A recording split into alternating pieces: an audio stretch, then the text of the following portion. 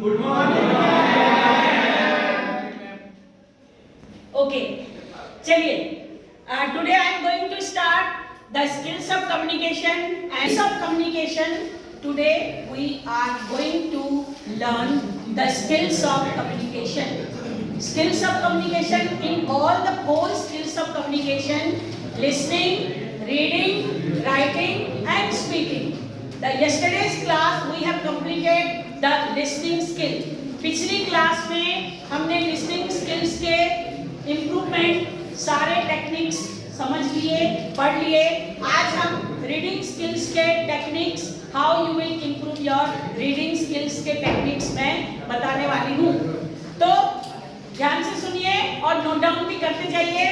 यानी कि reading skills के टोटल नंबर ऑफ टेक्निक्स है 6 number of techniques are in the reading skills.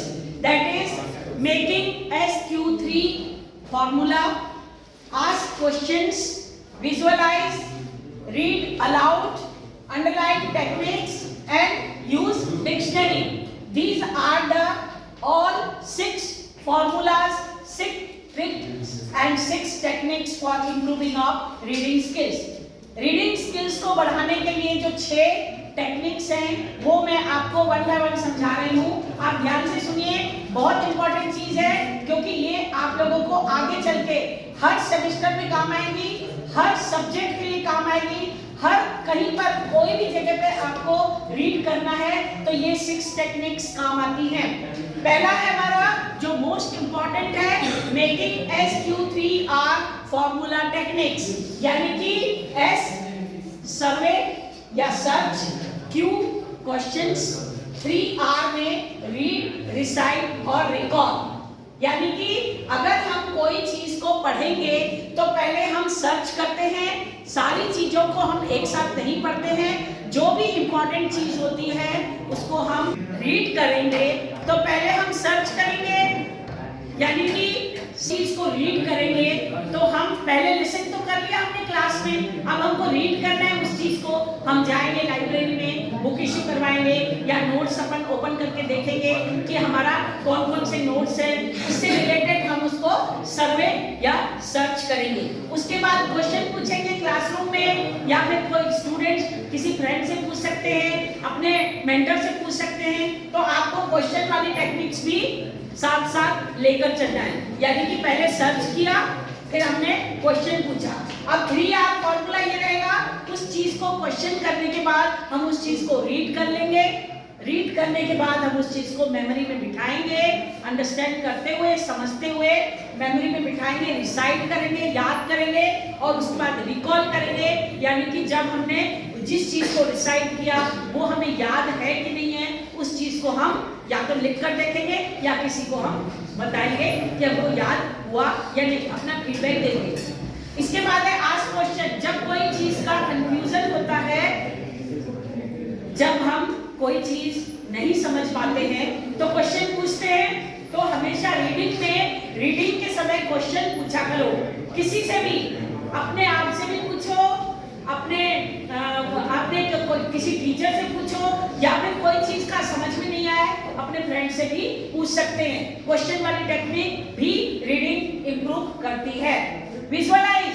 जब हम कोई चीज को रीड करते हैं तो पहले हम जिस चीज को रीड करने वाले हैं, हमको जो चीज देखते हैं और जो चीज हम सुनते हैं, तो हमको जो देखने वाली जो चीज होती है वो हमें ज्यादा याद रहती है.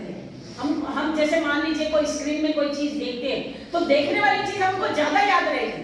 अगर हमने किसी चीज को सुन लिया, किसी रेडियो से या किसी से हमने कुछ चीज सुन ली तो वो चीज हमें याद नहीं रहेगी. लेकिन हमने देखेंगे चीज को तो हम ज्यादा याद रखते हैं. ठीक उसी तरह अगर आपने जब कोई रीड करते हैं तो आप सबसे पहले कंटेंट्स या इंडेक्स देख लिया करो कि ये चीज हमने इंडेक्स में देख ली, यानी कि हमको ये चीज याद है. तो वो विजुअलाइज से आपका मेमोरी में फिक्स हो जाएगी. उसके बाद रीड अलाउड. जब हम कोई चीज पढ़ते हैं तो उसको थोड़ा जोर से बोल के पढ़ेंगे. जैसे घर में हम कोई चीज याद करते हैं तो इससे क्या है कि अगर आप रीड अलाउड माने थोड़ा जोर से बोलेंगे तो ज्यादा जोर से नहीं, जितना आपको कंफर्टेबल है, जितना बाहर साउंड ना जाए इतना आप अपने हिसाब से आप अपना लाउड बोलेंगे तो आपकी स्पीकिंग स्किल्स भी साथ साथ इंप्रूव होगी। कोई भी चीज को पढ़ लिया, आप 4 लाइन पढ़ो, 2 लाइन पढ़ो, लेकिन थोड़ा सा लाउडली पढ़ो। लाउडली तुम पढ़ोगे तो लाउडली बोलोगे। जब स्पीकिंग स्किल्स को डेवलप करना होता है तो रीडिंग स्किल अगर आपने अच्छी की है तो आप स्पीकिंग स्किल्स बहुत अच्छी कर पाते हैं। तो इसलिए हमेशा रीड अलाउड थोड़ा जोर से बोलना है।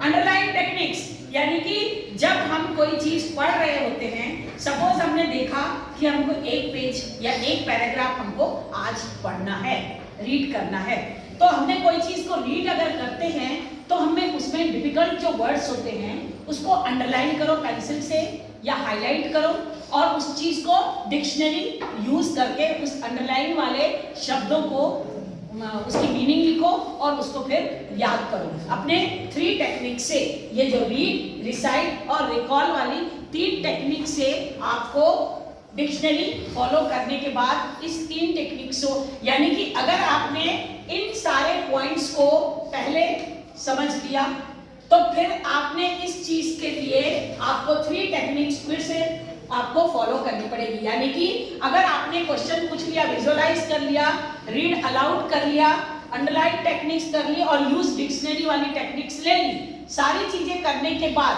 अब आपको जो मैंने पहला वाला जो फॉर्मूला बताया था उस फॉर्मूला को फॉलो करते जाइए और उस फॉलो करने के बाद आपको सारी चीजें वापस रिकॉल हो जाएंगी। आप कोई भी चीज रिकॉल दिमाग में आपके बैठ जाएगी।